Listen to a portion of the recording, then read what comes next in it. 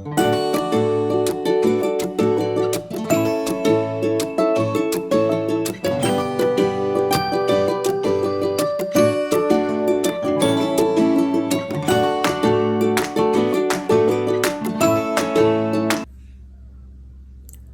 kamu bayangkan, kalau suatu hari nanti kamu demam dan terlantar di rumah, apakah yang kamu harapkan daripada keluarga atau rakan-rakan? Ya, sudah tentu kita mahu mereka datang menziarahi kita, mendoakan kita dan mengambil berat tentang kita. Islam sangat menggalakkan umatnya menziarahi orang sakit kerana amalan ini dapat mengeratkan silaturahim dan menggembirakan hati mereka.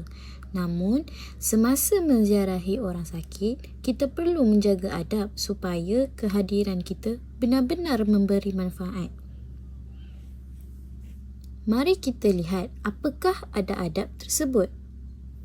Daripada Abu Musa Asy'ari radhiyallahu anhu meriwayatkan bahawa Rasulullah sallallahu alaihi wasallam bersabda, "Umudul marida wa at'imul ja'i'a wa fakkul 'aniya." Riwayat Bukhari, maksudnya ziarahlah orang yang sakit, berikan makanan kepada orang yang lapar dan bebaskanlah tawanan. Adab terhadap orang sakit dari segi ibadah. Yang pertama, mendoakan kesihatan mereka. Yang kedua, membantu mereka yang ingin melakukan ibadah. Dari segi emosi, memberikan semangat dan motivasi agar mereka sabar dan redha dan tidak melakukan sesuatu yang boleh mengganggu ketenteraman mereka dengan bunyi bising dan tempoh ziarah yang lama. Dan yang terakhir, dari segi fizikal, memastikan tempat dan tubuh badan pesakit sentiasa bersih serta menyediakan keperluan dan kemudahan asas untuk pesakit.